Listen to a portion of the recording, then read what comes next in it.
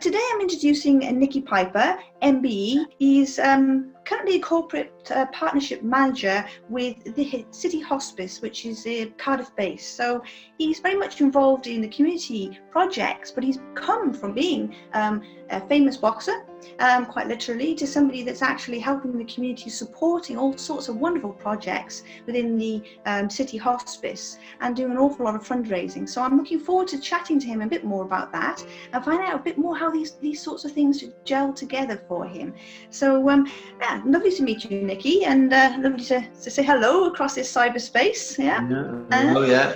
I found it quite fascinating that you've had this wonderful professional career within boxing, which in this locale is pretty infamous and in the literal sense, and that you've gone from being a Commonwealth light heavyweight champion, make sure I get that right, boxer, to a charity fundraiser and a person who's working in the corporate world doing all sorts of wonderful things.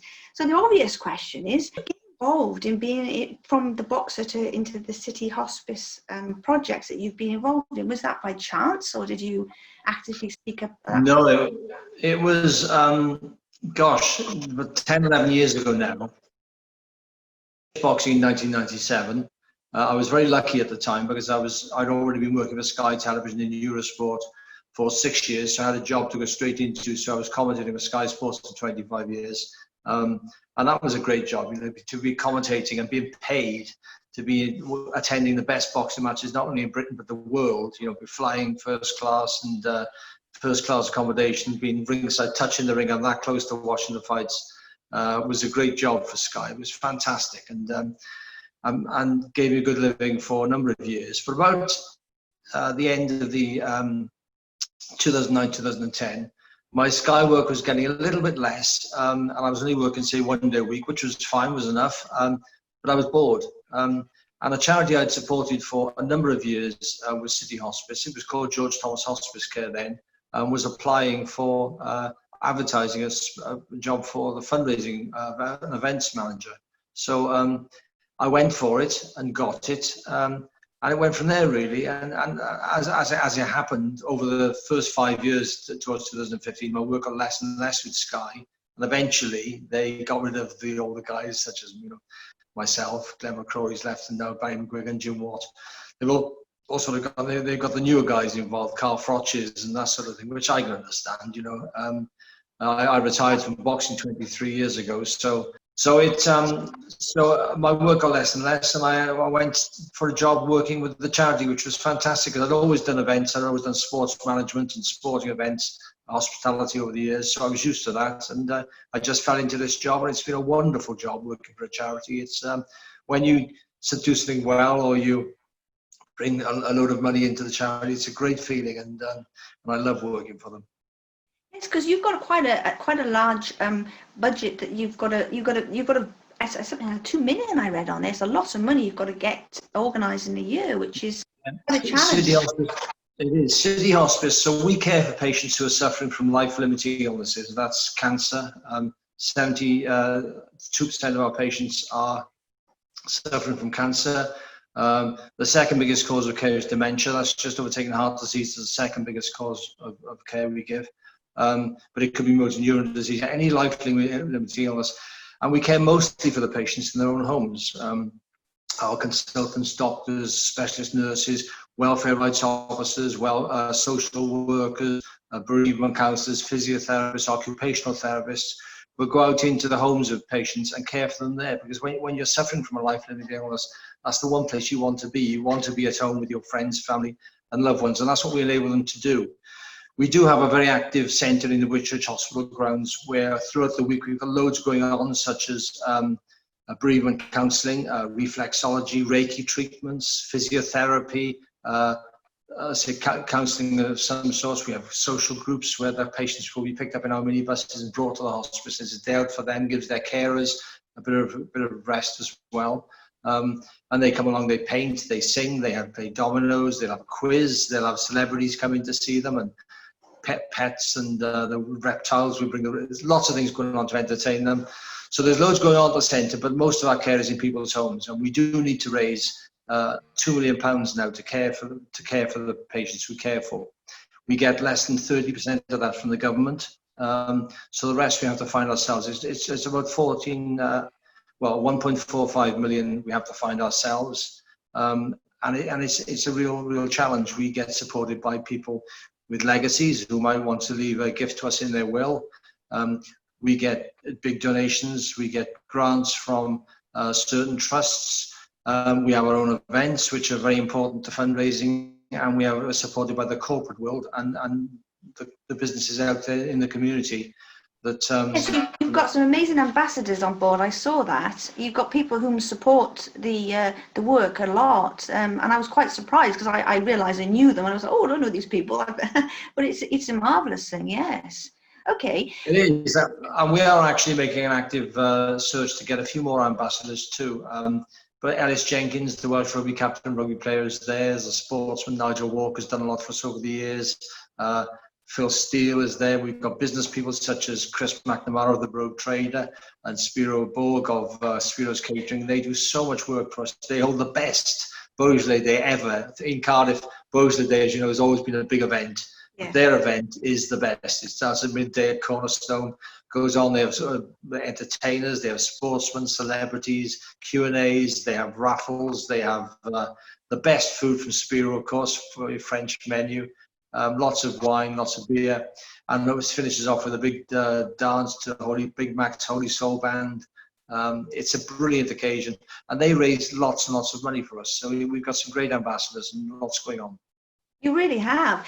You've got a lot more going on than I realise. You know, it's only when you interview and talk to people do you ever really understand when you're talking, properly talking, like the old-fashioned way, do you actually get to hear about nice situations like I would never imagine, I probably would, but you know, people painting or doing Reiki in the premises, all these people doing all these wonderful Beaujolais, the days with even the wine and the beer and the fun and all the excitement, and you don't actually get to appreciate it because say as if you're like Joe Public, you're looking at that and not actually always interpreting all of these wonderful things going on within the community and the fact that you support so many people in these sorts of circumstances. Always very important for the patients and the people to have activities and also to be to have people around them that they love and support them.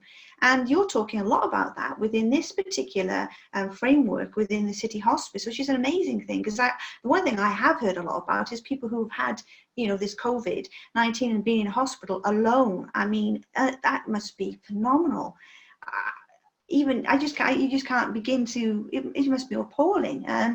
And so when you're talking about this lovely human connection within this, within this, I'm feeling that warmth, yes, which is really nice. Yeah. Okay. Now we've ascertained that you're doing all these marvelous things and you get all these people on board. So I've seen that you've done fundraisers, and obviously recently I saw you cutting off your hair yourself in lockdown. Yes, I've never looked like this before. Yeah. No, because you usually got a great head of hair, even in your older pictures when you were boxing, great head of hair, shocker hair. And then you went bold and said, yes, this is it, I'm cutting my hair off. How did you feel about that? Well, I'll put you right, I didn't go bold, but I did have my haircut, yeah. I've always had a really, really thick head of strong, straight hair that when I was boxing, in reality, now I look back, I should have got cut off and had a crew cut then, because the one thing you don't want to do is overheat. And I lost a couple of my world title fights through exhaustion, you know, towards the end of the contest. And it could have been because I was overheating.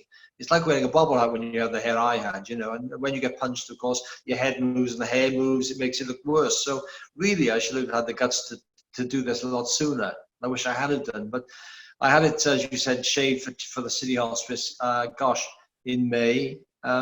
And it's grown. I've cut 3 times since because I'm actually loving it. I love the fact that I can just get out of the shower, just put a towel over my head and not have to put gel on it to keep it straight and mess about. So I think I may not look as good, but I certainly feel it much better. So it's really suiting. Yeah, I actually quite like it on you because I know I've known you for a number of years. You know, from obviously in the community, but I actually quite like it. It's nice. I mean, Thank you. obviously you're known for your geniality, which shows in your face, which, you know, is you have a nice face, and some people don't, they have a more southern face perhaps, but you do have a genial face, so it does suit you. And I'm thinking, well, that was very bold. But yes, I was going to ask you that question, because these world fights that you went for, it was 3 times you actually went for this, didn't you? And you didn't quite get, you know, what you wanted out of that. Well, what did actually prevent him from, you know, getting to that sort of that place with those belts and everything else? So is that something you're thinking about? Was the exhaustion? I know when I spoke to Lee Selby, he was exhausted with his weight loss, for example. Yeah. So I don't know. You tell me something.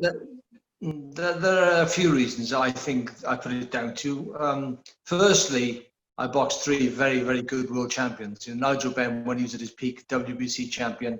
Leon Zababa, who was a member of the Kronk Gym from Detroit, had been world champion for 4.5 years. And then Darius Mikulczewski, who made 23 defenses of his world light heavyweight title in Germany. And they were 3 really good world champions. So I was up against it there, and possibly if I'd have been lucky enough to box a lesser champion. There are lots of world champions these days, no disrespect, but I'm boxing much weaker world champions and winning titles. So that was one of the reasons. Secondly, I honestly think I probably wasn't as dedicated as I should have been. I was always ultra fit. You mentioned it off air earlier on. I used to go running down Barry Island, you know, and I was always so super fit. I was always in great shape. But mentally, I was never really in love with boxing. I do love the sport, and I still love it, but it wasn't, you know, going to the gym each night where you're trying to jump the train and spar and triple and try and knock your block off is not my idea of fun. And I think possibly I stayed a little bit at home too much in the warmth of my home surroundings. Didn't go to London enough. Maybe could have gone to America. And probably had I put myself through more hardship in training in the ring, I possibly for a shorter period of time would have been a better boxer. And then of course it's just luck as well. 1994, my second world title fight against Leon Zababa, I was well ahead on points. His eye was shut and swollen like a tennis ball. And the referee, the American referee, you can hear live on ITV, went over to him and said, "I'm giving you one more round, son. I'm pulling you out of this round." And there I was, 30 seconds from the end of the round, for some reason showing off to my friends in the front row with my hand up, saying, I've won. Next thing I know, I'm getting up on the floor, all groggy, where he's knocked me down with a punch, knocked me down again. I got up and the referee stopped it. 30 seconds to the end of the round, I would have been world champion. So a bit of luck goes with it too. There are many reasons. But I really enjoyed my boxing career, and I'm very proud to look back on what I've done, and I've no regrets really. So I think actually when people within a particular area succeed at something and they've gone a long way with it, whatever happens at those sorts of points, I think it matters to people. I think that there's an awful lot of poor role models today, and I am going to be a little bit unpolitically correct, and perhaps are not giving the right messages to younger people about what is possible within life, not just within boxing, but within the concept of being a public figure, which you are, and obviously with your you know, you've got a status, and so when you speak to people, they listen, and when they're aware of your career, it matters to them. Liam's very close with Lee Selby, who's also a world champion boxer, and who's a lovely guy as well. Lee Selby really is. He does a lot for the charity. He's a lovely, really genuinely lovely man that does so much. I agree entirely. I saw a beautiful picture with him with some children where he took the time out to talk about his belts and his career and give them that little sort of lift. And I admire that so much. And I think that's what we've got to have within a community and within the public arena as a whole, is that sort of thing. So for me, when I said about interviewing you, you represent to me somebody that's got a better attitude, perhaps a nicer way of presenting yourself, and you're very proud of your accomplishments. And as you're very candid about it. I mean, you're saying, well, I was waving at the people and I was up against these. It's very true. We all know that there are times in our life we could have maybe done something better, we had certain odds against us, or there were different framings. And I think as people, we know that. But then it would be a loss, because of course you would have been carrying on with your boxing and not doing all this wonderful work with the hospice. So it's quite interesting how fate plays out, isn't it? Yeah, isn't fate a funny thing like that? I think, you know, I know you've got a wonderful family, and you're a family orientated man, which is also something I'm going to touch on in a minute. But I want to touch on one small interesting thing, is that you are a member of Mensa, and when I read that, I always think, oh, boxer and Mensa, boxer and Mensa. I'm sure a lot of the public think, oh, boxer and Mensa, because Mensa is all about problem solving and mathematics, isn't it, and things like that. So, you know, it gives us a great impression of your thinking ability as well as your physical abilities. So, how did you get involved with Mensa, and how did that sort of? Well, it's a funny thing. I just one day, they used to advertise for Mensa in the back of the newspapers, and the end 1989, I saw a little question and advert: can you do this, solve this puzzle? If you can, you might be able to become a member of Mensa. So I solved it and applied, and they send a test to your house, which you're supposed to do quite stringently, time yourself strictly, obviously no cheating. So I did that, I sent it off to them, and they said, I had an IQ of 145. Would I like to come to the University of Cardiff to do it under professor, in a condition with the professor there to make sure I'm doing it properly. So I went into in an exam setting sort of mode, and they marked that and said I actually had an IQ of 153, which was in the top 1%. And it took off, and I had so much publicity because of that. I then became known as the clever boxer sort of thing. So it was great for my career. And has been great ever since, you know. I mean, I was a member of Mensa 1989, but I don't think I've paid my membership now for the last 20 odd years. So I'm probably not, I'm not classed as a member of Mensa now, but my IQ is 153, or it was before I finished my career anyway. That's brilliant, because actually a lot of people, and I've worked with a lot of people myself, the most famous people, but a lot of people think, particularly with athletes, that they don't have the capacity to have a great thinking mind, but of course they do. I mean, you know, you've taken all of this wonderful, you've taken, as you said, you were a pundit working on, if you like, on TV and involved in all sorts of other things. You've done all sorts of after dinner speeches. You're very famous for being the interviewer, because you're being interviewed today, but you're interviewing all of the other people, which takes a lot of thinking about, doesn't it? And it's nice to sort of think about this very clever, and that's a very high score, by the way. You being so clever, and then, as you said, being a clever boxer. I really quite like that. Yeah, I think actually all top sportsmen are very clever. They may not be well educated or schooled and have qualifications, but to be able to react and think and act at the highest level on any sporting stage, you need to have a natural intelligence. And I do think if they gave IQ tests to every footballer in the top 4 divisions, there would be a higher IQ in the Premiership than the Championship, and not on everybody, of course, but on average, I think there'd be the higher the level of sport goes, the higher the intelligence and the IQ. I agree with that. I think that you have to be able to be world class, which obviously you've accomplished within your boxing career, and obviously in other areas of your life. You have to have that ability to think and to understand things and appreciate things where they're at, which is wonderful. And I remember a very brief conversation again with Lee, because he's local to us, but he's saying about the fact that he thinks about things an awful lot, and people never really appreciate it because they always think about his punching power. And it's like, well, you know, it's quite interesting, and I've heard that quite a lot from boxers, and one recently that we were working with, which is quite interesting.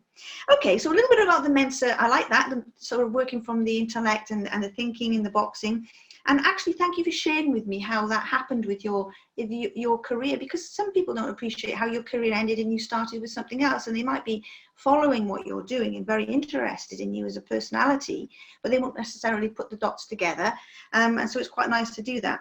Now, when you're doing your fundraising, and we saw you shave your hair off and all these sorts of things, you do an awful lot of other things. And so my curiosity goes to the fact of asking you the obvious question: with the City Hospice, you've done fundraising events, and you've done all these wonderful things like the Beaujolais Day, but what's been the most successful or the most fun, or the one that's got the most funny stories, or something that you put together that you didn't expect to?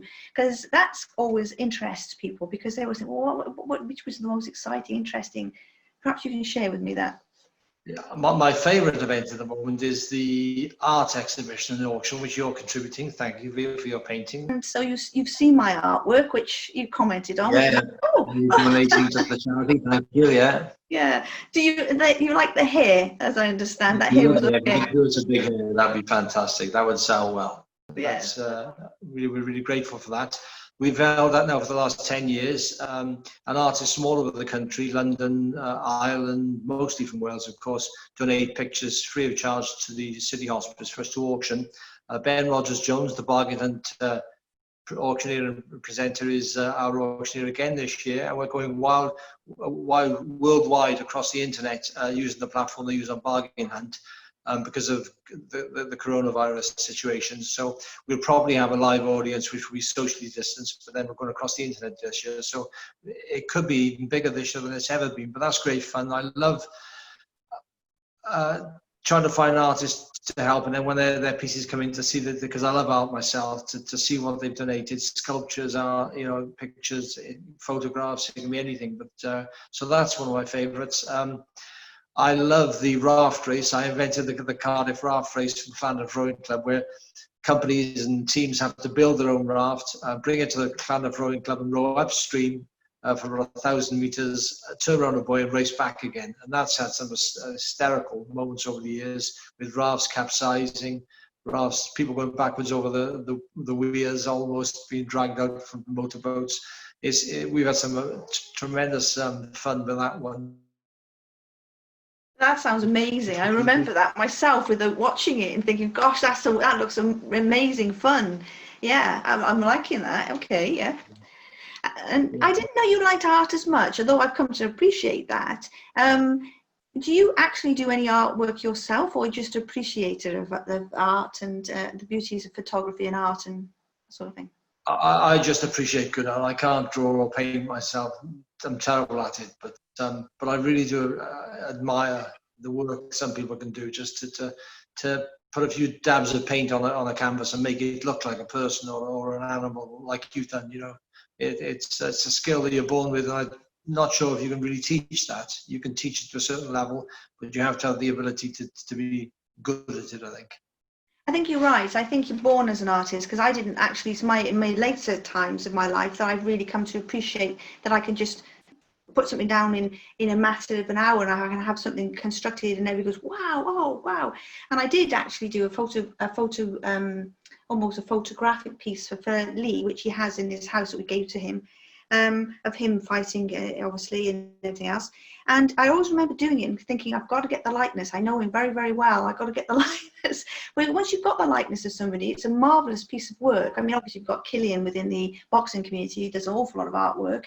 But artists are usually quite an interesting combination of things themselves, because they like to think, and they also like to apply that thinking and their emotions into their canvas, which is, a marvellous thing altogether. Yeah. Now, we worked through the fact that you've worked with ITV pundits. We've got all these wonderful accolades in the past. You're obviously you have your MBE.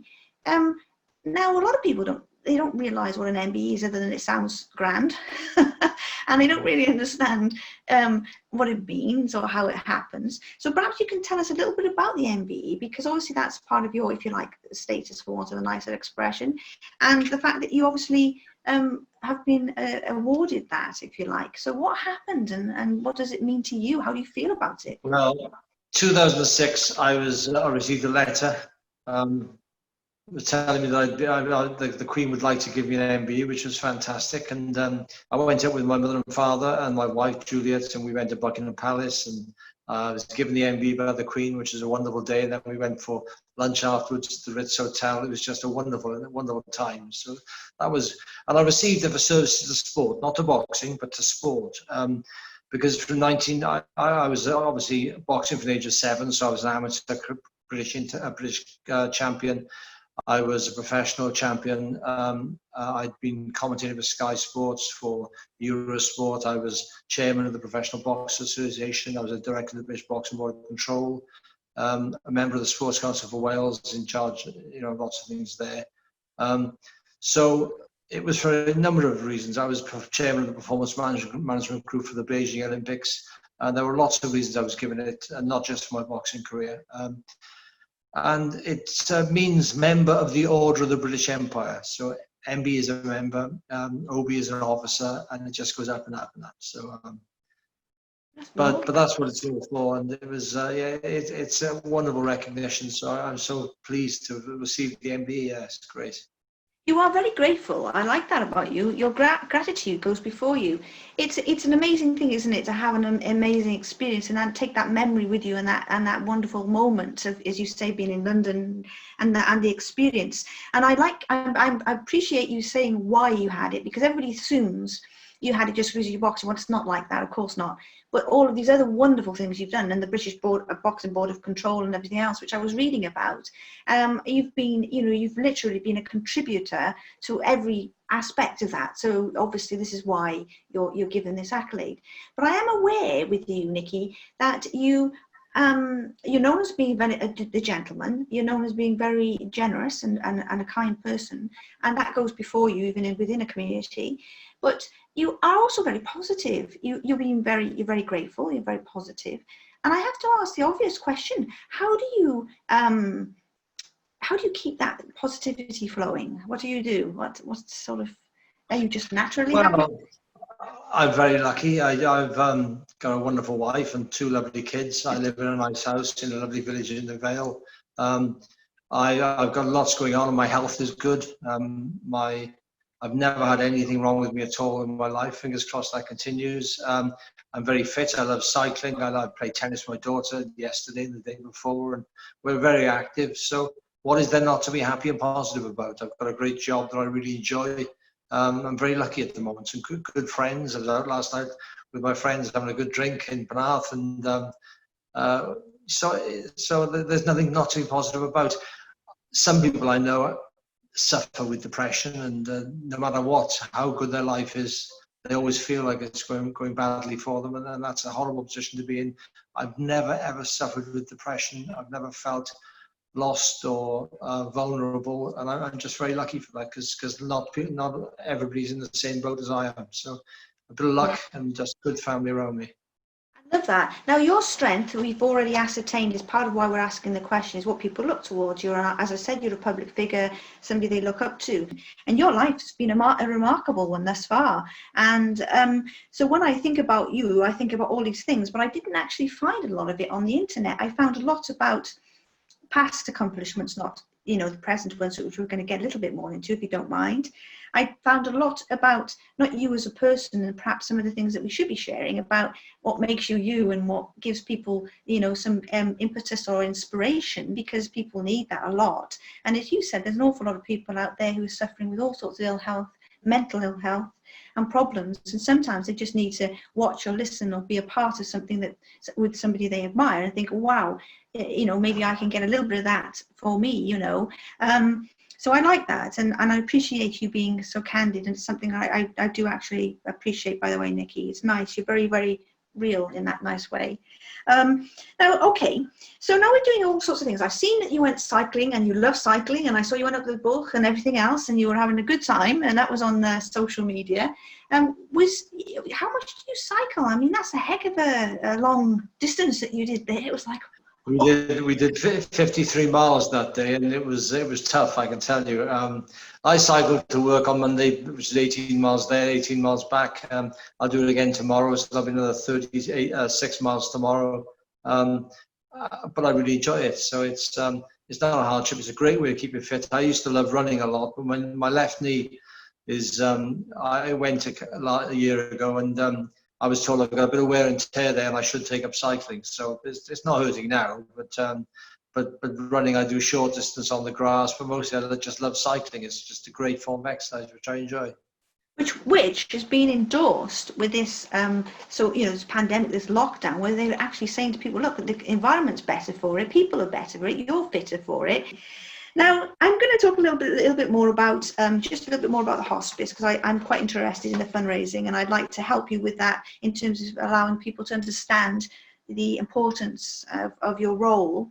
And as far as I'm concerned, people in the community doing this sort of thing, as we see even with Morgie, who's just a nice guy, he's running around doing all sorts of incredible things in terms of his raffles and things, and he's helping the community in ways that people well, they could do, but they don't. And so these sorts of projects are important. So we've got into the community orientation. Now, you're very community led, and you've been involved in the City Hospice, which is mainly to do with Cardiff. You obviously enjoy working within the community. Is that because you're Welsh, or is that because of where your heart is? Or for me, I can sort of answer that I do feel a bit patriotic, and I have that community spirit that we have here. But I'd like to hear your take on that a little bit, you know. I have no idea. All I know is I just like working with people. I love the cause, the charity itself. It was named George Thomas Hospice Care. It was founded in 1984, changed its name to City Hospice 3 years ago.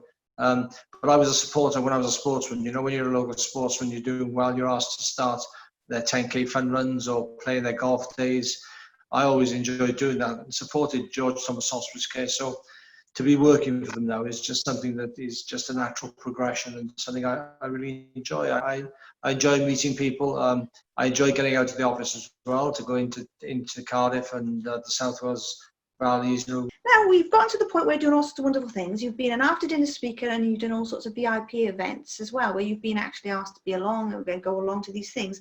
I'm assuming you've got some favourite stories around people like that. Is there anybody that you've met when you've been speaking, or you've been involved, or anybody that you admire the other way around that you've been around? Would be nice, because a lot of people admire you, but who does Nicky Piper admire, and who has he enjoyed speaking around or doing things? So, yeah, can you think of anybody? Yeah. A big question. I do.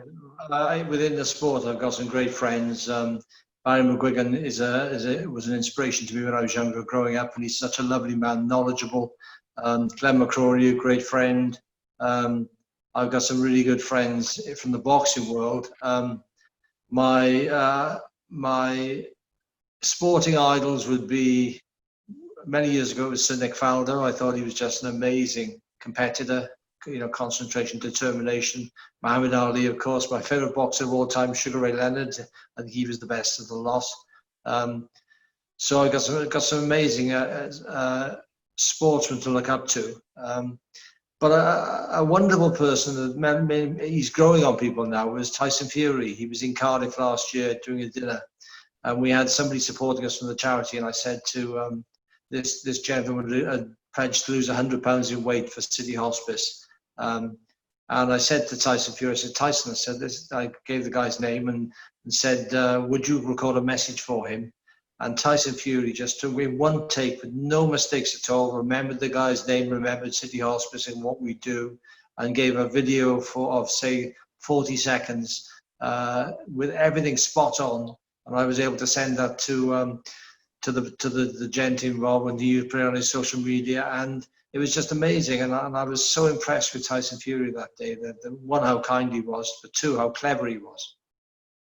Was that the event in the Cornerstones? Because I think there was one there, wasn't there? He said he was really nice, and people don't appreciate that sometimes. And he comes out with all of this information about how he struggled with his own mental health, and then he's willing to help other people, which is a magnificent thing. It's going back to the things we were talking about before, isn't it? Yeah, I can appreciate these things. Some of your friends are marvelous. We would like friends like that. That sounds fun. Yeah, and you're a fun sort of personality, so I can understand why you would get these fundraisers to be so successful. I totally imagine that. Yeah, please just freewheel it a bit about what you'd like, what you're doing next with hospice. What are the opportunities people have to contribute? That would be nice, please. Yeah. Sure.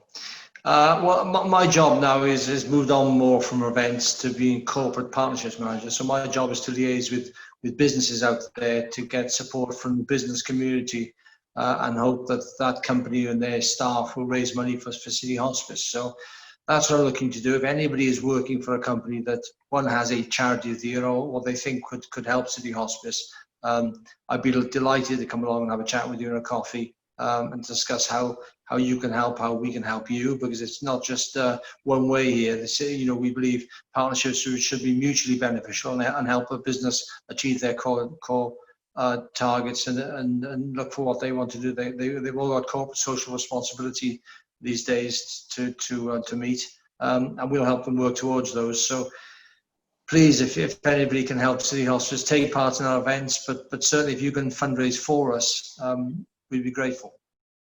Marvellous. Now, we have, and I have access to a number of people within those sorts of regions, and therefore I'm able then to help you promote that, which is part of the interview today. This business to business and concepts of them affiliating and helping and being a partnership with you makes sense with your title now, and we can actually sort of meet these ends as well.